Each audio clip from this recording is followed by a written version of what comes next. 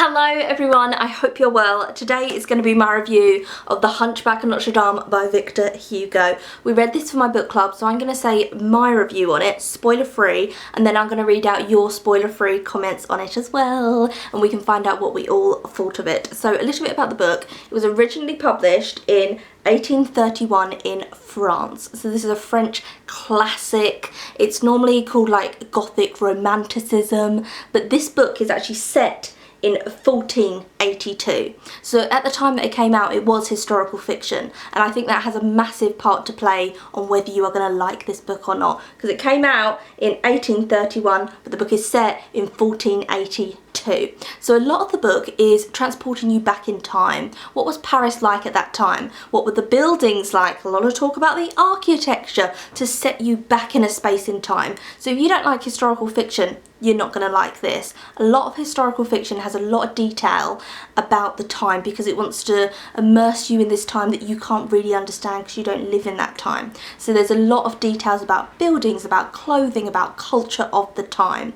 So the first half of the book, I would say, is very much about the buildings of Paris and how Paris has changed. And Victor Hugo wrote this book so he wanted to make, I think personally, a lot of points about architecture. And do we build buildings because of religion, like the Notre-Dame Cathedral, or should we build buildings because of art, and how something can be built at a certain time and then over time it will deteriorate and people will build on it. So a building may have been designed initially by one man, but over the years there'll be many different people who design on top of that same building, because buildings are always changing, landscapes are always changing, and that's a really interesting concept. And there's so many different concepts that he talks about and gives his own opinion about whether French architecture was better before or is it better now, and about collaborative architecture. Really interesting. I have a passion for that though, just gonna say that now. I really love Paris. I have a whole book on Paris architecture down there, so that is something that personally interests me. If you are not interested in the changing landscape of Paris, again, I don't think this book is going to be for you, because a lot of it reads like a series of essays written from Victor Hugo, like love letters to Paris and love letters to Parisian buildings. That's what it really is. And then you have a subplot. And the subplot is about Quasimodo, who he is deformed and he's a bell ringer at the Hunchback of Notre-Dame. Esmeralda, who she's 16 years old. Quasimodo is 16 as well. She's 16 and she's a gypsy and she's a dancer and she has this little goat that plays tricks. And then Phoebus, who he's kind of in the army, he's a captain, and Phoebus falls in love with Esmeralda and they very much have a lot of lust for each other. Then Gregor, who I feel like we spend a lot of time with Gregor, but he's not central to the book really. You think he's going to be, but he's not massively. Gregor's kind of friends with everyone, to be honest with you. He knows everyone and he is a bit enchanted by Esmeralda. Everyone is drawn to Esmeralda, just know that. She's the central role. All the men in it just want to get at Esmeralda all the time. And then you've got Frollo, who's a priest who looks after Quasimodo, and he's obsessed with Esmeralda, like in the Disney cartoon. So I can see how the cartoon got the things, because that is the whole theme of it, so that they all want to be near her and she's enchanting to them.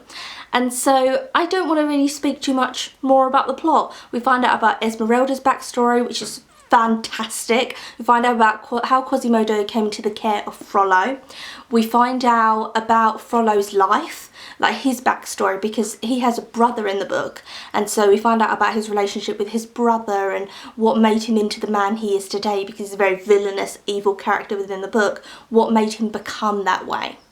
And then obviously the Notre Dame is the central piece within it, because Victor's always talking about the Notre Dame as like this central place. And then he talks about everything around it, but the Notre Dame is central to the whole story. I really enjoyed this, I'm going to say that now.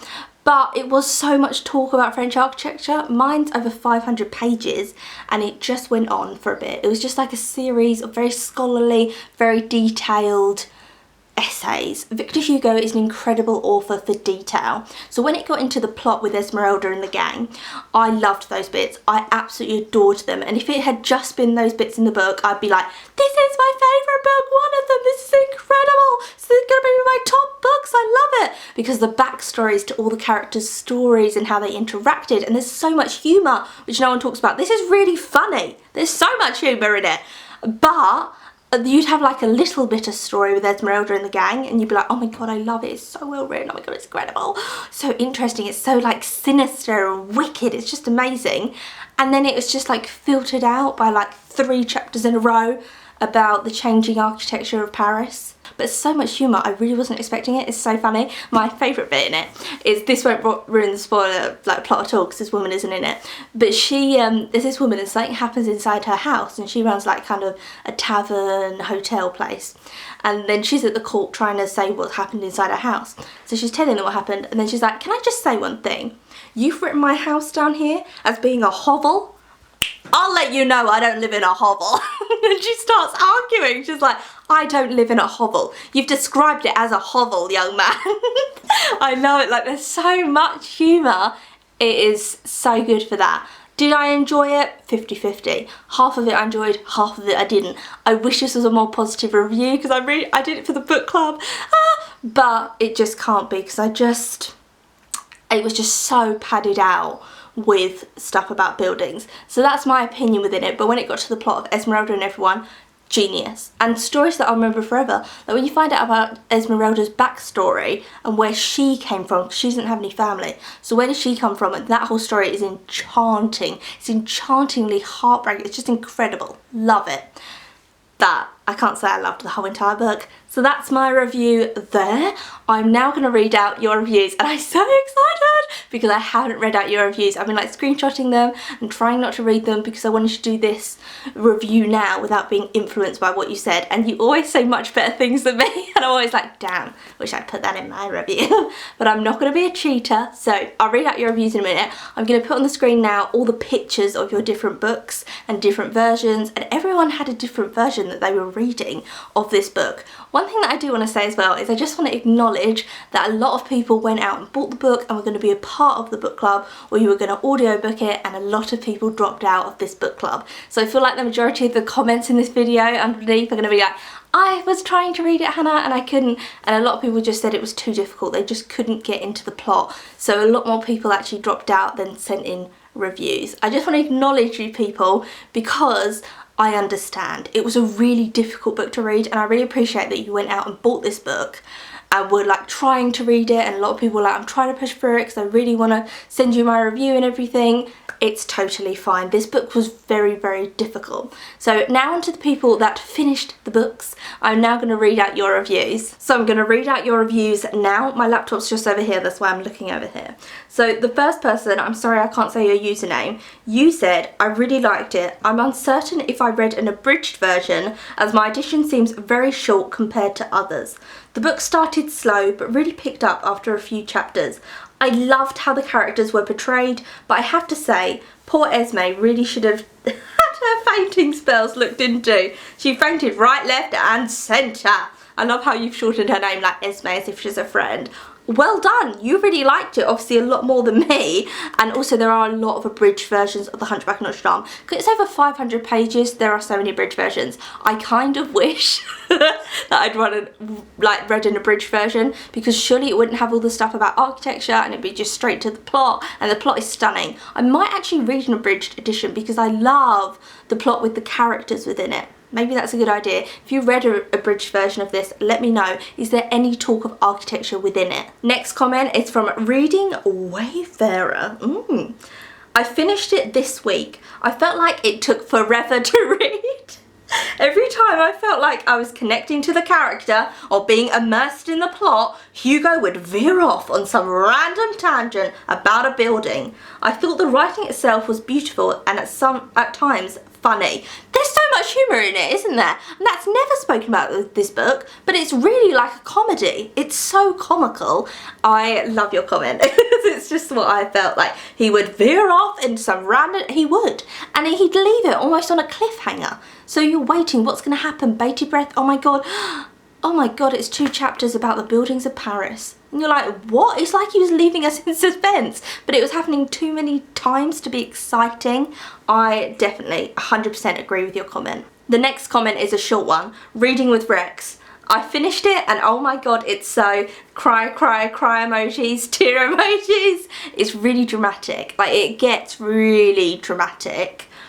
I 100% know what you mean. And also when it's going into everyone's backstories, they're really sad. Like everyone's got tragedy. Everyone's had a terrible childhood. Everyone's had a terrible life. They've got these terrible struggles. And so it's not a happy book. And I think that's why he injected humour into it, is that you laugh at the most unexpected moments within it. You're laughing at how hopeless people's situations are as well. And so I think the humour really works with it because there's just so much tragedy. It's such a depressing book. Rosie the Great says, Victor Hugo didn't really write a book to talk about a story. He wrote it mainly because at the time Gothic architecture was being devalued and replaced with newer styles of buildings. So his main goal was to talk about the importance and the beauty of Gothic architecture and bring awareness to it. That is why he seems to go on and on about it. 100% agree. I went into the book not knowing that though, so I think if you already know that information, then you'll know what you're going in for. Amy C says,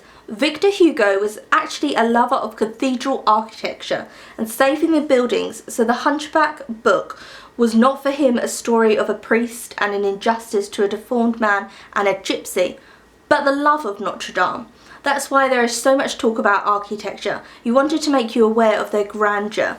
100% Amy. Like, if I'd have known! This is like, oh, I should have looked into it more. But I like to go into books blind, especially classics, because there's been so many remakes of the Hunchback of Notre-Dame. It's turned into a huge Disney film. It's been turned into loads of different films that I just wanted to go in blind and actually see what the source material was. But yeah, you're right, you're all right. Life of Megan Rhodes says, this book, so many highs and lows. I could tell how much Hugo loved Paris, even more than Notre-Dame, by the way he beautifully described it and painted a picture, while also saying how it now doesn't even compare to how it used to look. But it's parts such as that dragged on so much detail. But once he got the story moving, it was great. I mostly audiobooked listening to this book, which is the only way I think I could have gotten through it, just because of the way it was written. Megan goes on to write more, which I'm going to talk about, but just that first point, 100%. And I maybe should have audiobooked it. I am not a massive audiobook lover. I have to audiobook and then be like tracing it with my hand at the same time. I don't know if that's a dyslexia thing, but maybe I should have done that. I should have listened to it on audiobook and then read it at the same time as well. Maybe that would have felt quicker. It wouldn't have felt like I was using my brain as much to like have to really concentrate as much on things. But yeah, I totally agree. Like, yeah, so much detail. She then goes on to say, Gregor was my favourite. I thought he was humorous. His relationship with Jolly, which is the goat, Esmeralda's goat who does tricks, which is absolutely amazing. I saw the beauty has no fault style of writing in this book, like it was with the turn of the screw. So yeah, writing style cannot fault. Absolutely beautiful writing style. I hated Gregor.